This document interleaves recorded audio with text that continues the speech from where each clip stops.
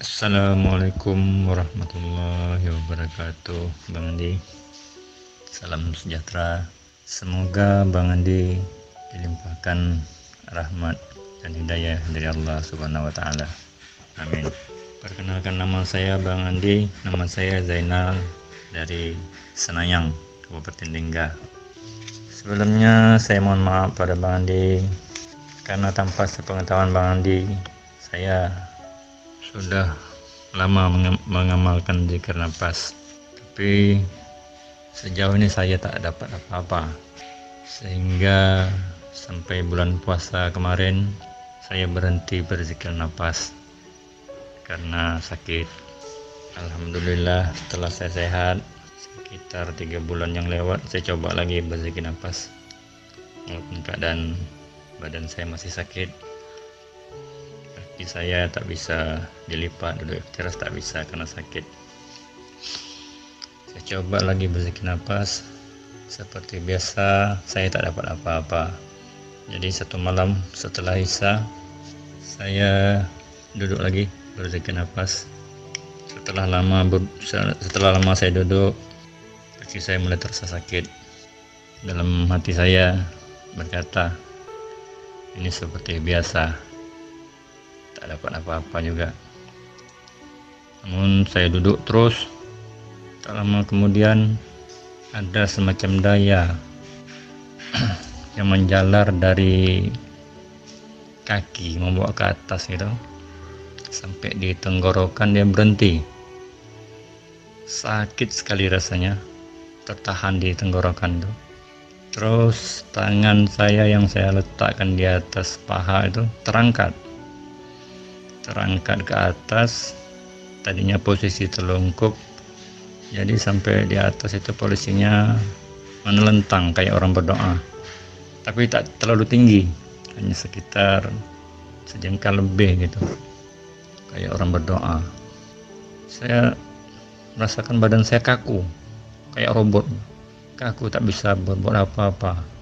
Tapi telinga saya mendengar istri saya di luar kamar nonton TV, mereka ngobrol, semuanya saya dengar. Tapi saya tak bisa berbuat apa-apa, untuk menurunkan tangan saya aja saya tak mampu. Terus lama saya mendengar suara dari dalam badan saya gitu, kayak ada guduk-guduk. Tapi saya dengar betul-betul itu suara di tengah-tengah dada saya itu. Kayaknya dia berzikir Allah, Allah, agak lama itu. Terus kaki saya yang sakit tadi itu tak terasa lagi sakit, saya tidak merasakan sakit kaki lagi.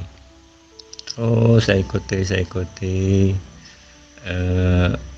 daya tadi, saya ikuti. Terus lama-lama suara yang dari dalam dada itu hilang, suara zikir Allah, Allah itu hilang. Kemudian tangan saya yang tadi terangkat pun perlahan-lahan turun ke atas paha saya. Udah gitu dayanya pun hilang. Saya pikir dayanya udah hilang, tapi masih ada. Dalam posisi bersila itu kepala saya perlahan-lahan merunduk sampai sujud, sampai posisi sujud. Bayangkanlah sendiri kalau kondisi belum sehat betul, baru sujud dalam keadaan bersila itu sakit kan. Tapi bisa saya lakukan, bukan saya yang melakukan, memang disujudkan gitu. Sujud, tak lama saya bangkit dari sujud. Terus saya pun keluar dari zikir nafas. Udah habis dayanya itu. Saya pun duduk. Jadi saya tak ngerti ini apa nih Pak nih, entah ini, pokoknya saya tak ngerti, entah daya entah apa, saya kurang tahu. Saya mohon pencerahan dari Bang Andi, apa sebenarnya yang saya alami itu. Sekian, terima kasih sebelumnya Pak Andi. Assalamualaikum warahmatullahi wabarakatuh. Waalaikumsalam warahmatullahi wabarakatuh. Terima kasih banyak Pak Zainal ya. Terima kasih banyak sudah berbagi cerita, berbagi pengalaman untuk kita semua. Ya, mudah-mudahan bisa diambil pelajaran. Jadi disinilah kita harus belajar zero, belajar nol ego ya. Kita harus belajar ikhlas kepada Allah. Banyak teman-teman sahabatku belajar zikir nafas nggak dapat daya, nggak mau lagi diamalkan. Kenapa nggak mau lagi mengamalkan DN? Ya nggak dapat apa-apa bang. Akhirnya kecewa, akhirnya putus asa dan malas dia mengamalkan lagi ya. Disinilah pentingnya ketulusan. Dalam berzikir kepada Allah itu jangan minta apa-apa, jangan cari apa-apa. Kalau berzikir ya berzikir aja karena Allah. Lantas tadi alasannya saya sakit bang, karena sakit saya hentikan DN-nya. Inilah yang banyak yang nggak paham. Justru kalau kita lagi sakit, kita ber-DN itu akan ngecas daya, itu akan tambah energi, jasad kita cepat sehat.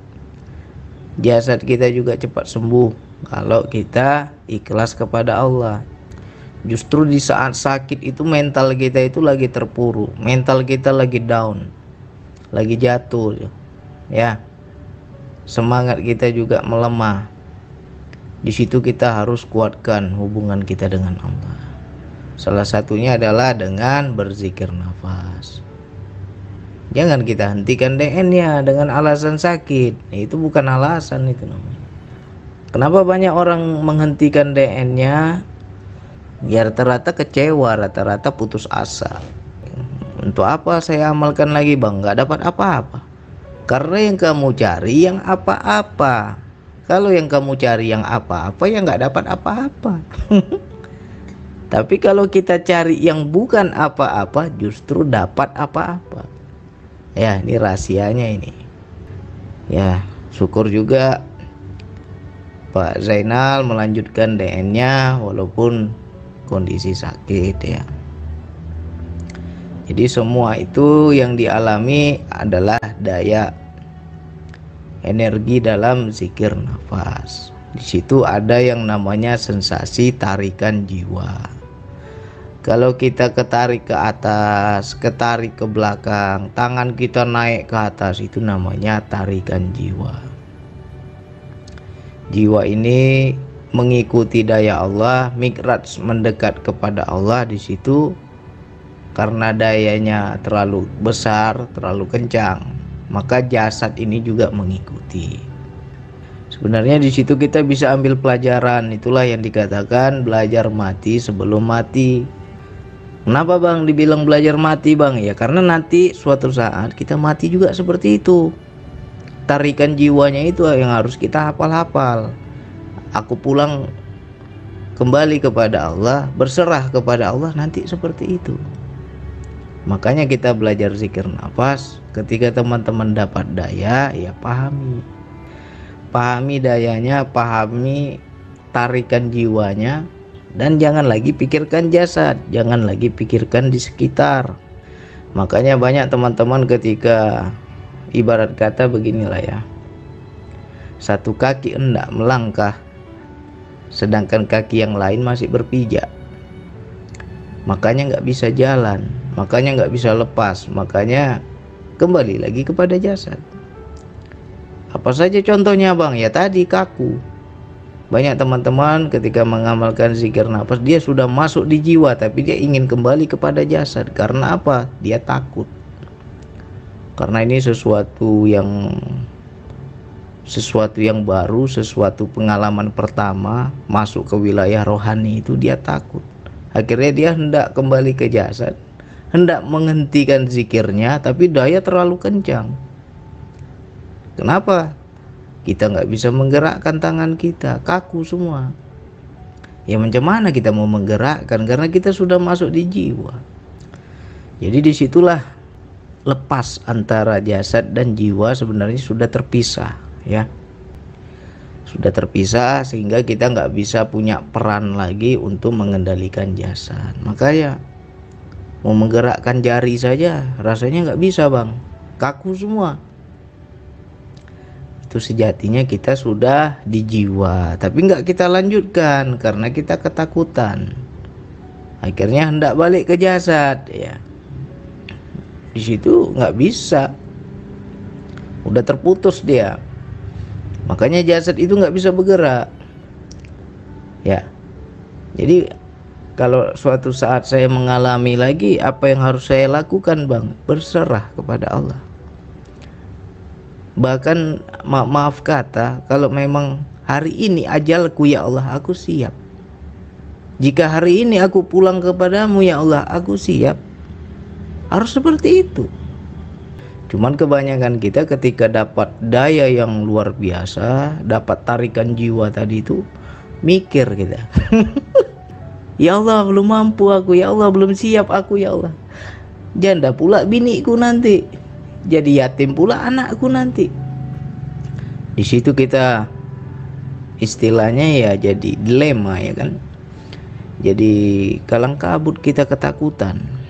Karena apa? Kita belum kenal, kita belum paham bahwa ini adalah daya Allah. Kita juga belum paham kemana arah tujuan kita. Makanya disinilah pentingnya teman-teman itu, kalau bisa saran saya, belajar itu jangan setengah-setengah. Belajar jangan setengah-setengah maksudnya begini, ini bagi yang baru-baru ya.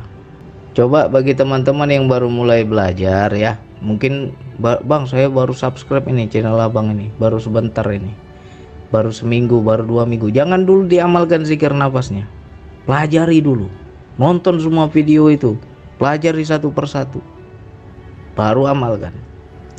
Karena apa? Nanti kita nggak tahu arah tuh zikir nafas ini apa. Kita main amalkan, tapi kita nggak tahu arah tujuannya kemana. Ya, makanya di situ nanti bisa blank, ditarik jiwa kita, masuk daya itu. Nah, begitu ditarik, mau kemana lagi aku ini ya Allah? Mau ku lanjutkan, aku takut, belum siap, aku mati. Mau aku hentikan, badanku kaku. Gak bisa kembali ke jasad, ya kan? Gantung dia. Nah, jadi disinilah pentingnya kita belajar itu harus sungguh-sungguh, ya. Jangan nafsu. Wah, begitu nonton YouTube, wih mantap kali ini pengalaman kawan-kawan, aku kepingin juga lah. Tapi kita belum kenal arah tujuannya kemana.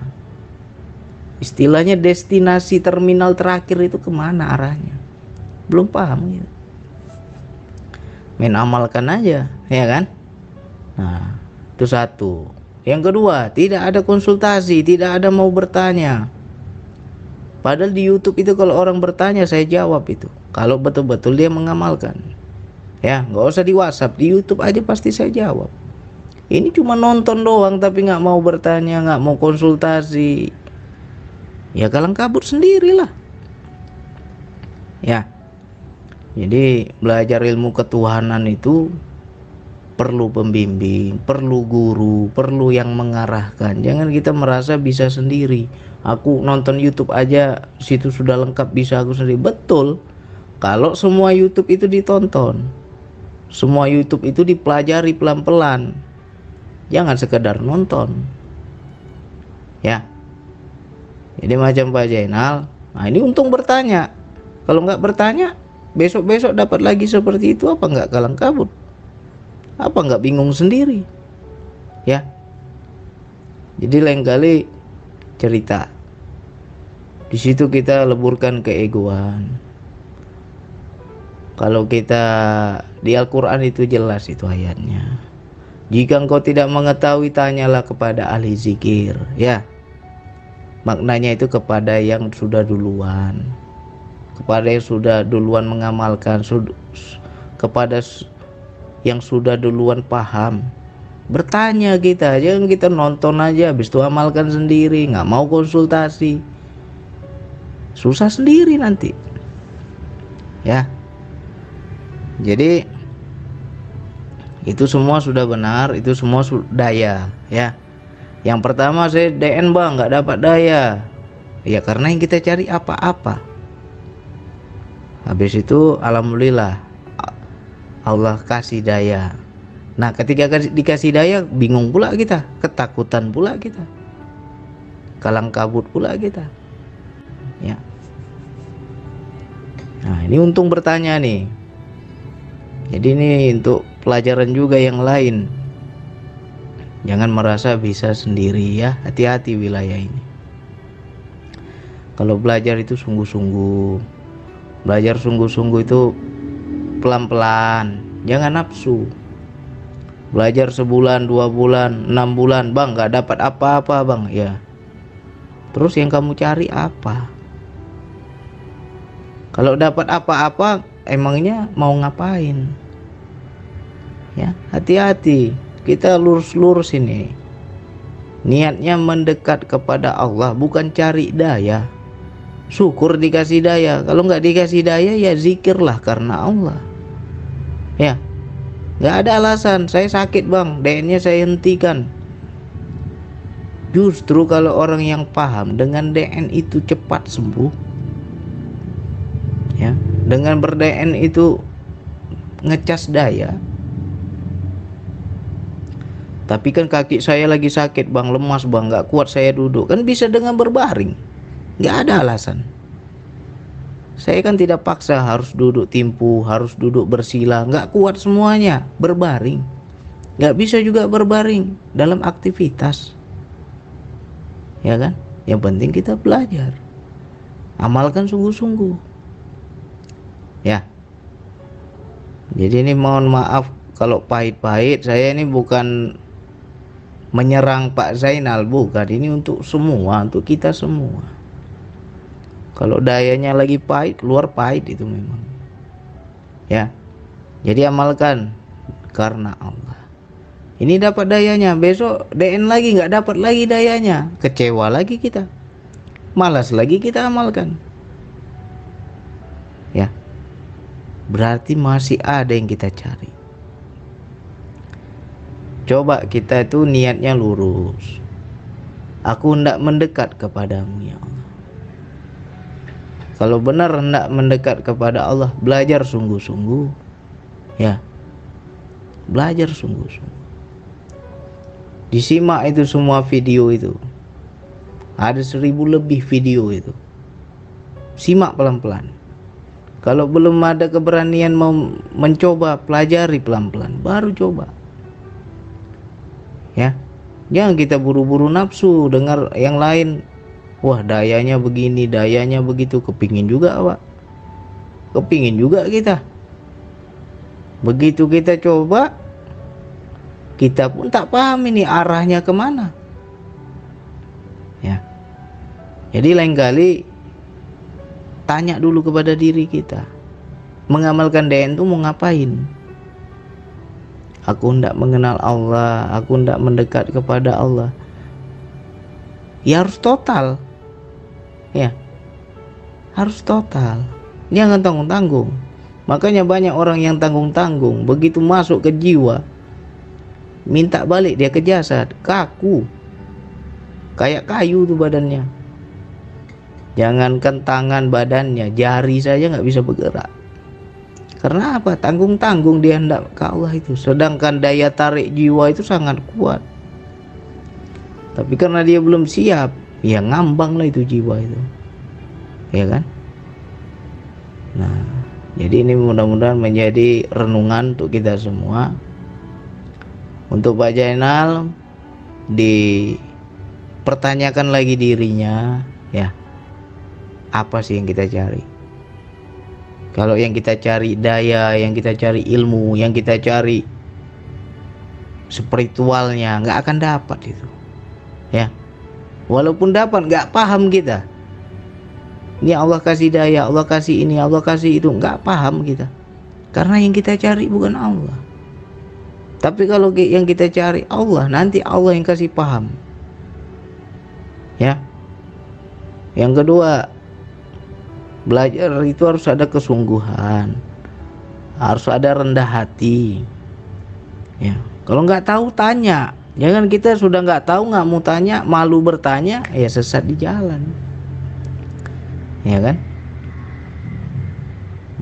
Di YouTube itu komen, apa yang nggak tahu tanya. Insya Allah nanti saya baca satu persatu. Kalau betul teman-teman tulus mau belajar, saya jawab. Tapi kalau niat kita hanya sekedar untuk omong kosong aja, obrolan kosong aja, ya malas saya jawab. Ya, jadi sekarang kita pelajari itu pelan-pelan, belajar pelan-pelan. Yang kedua, kalau nanti terjadi lagi sakit saya bang, nggak bisa saya DN bang, dengan cara berbaring. Ya, padahal ada itu teknik zikir napas ketika tidur, ya kan? Nggak mesti kita bilang alasan kita karena sakit. Justru orang sakit itu bagus kalau dia berzikir. Terpaut hatinya kepada Allah, tumbuh semangatnya. Kalau semangat sudah kuat, semangat jiwanya sudah semakin semangat, sehat badannya. Ya, jiwa dulu yang harus kita kuatkan. Baru tubuh itu penyembuhannya lebih cepat. Ini jangan, kenapa kita sakit itu susah sembuh? Karena jiwa kita lemah. Jadi ini mudah-mudahan menjadi teguran, menjadi renungan untuk kita semua. Dan bagi teman-teman yang mengalami, ya mudah-mudahan dapat ilmunya. Ya, mudah-mudahan paham. Mohon maaf kalau saya ngomong pahit, pedas, ya. Ya ini untuk kita semua lah. Tanya lagi kita kepada diri kita, yang kita cari apa. Kalau yang dicari masih apa-apa, yang nggak dapat apa-apa. Tapi kalau yang dicari yang bukan apa-apa, pasti dapat apa-apa. Terbalik-balik itu, ya. Tergantung ketulusan kita. Mudah-mudahan kopi pahit ini nikmat lah, ya. Jangan sampai kita istilahnya suuzon, ya, menjadi tersinggung, menjadi nggak suka, menjadi sakit hati. Wilayah hakikat nggak boleh sakit hati, karena ini untuk kebersihan hati kita juga, ya. Kembali luruskan niat, tanya lagi diri, apa sih yang kita cari. Oke, hanya itu yang bisa saya sampaikan. Wassalamualaikum warahmatullahi wabarakatuh.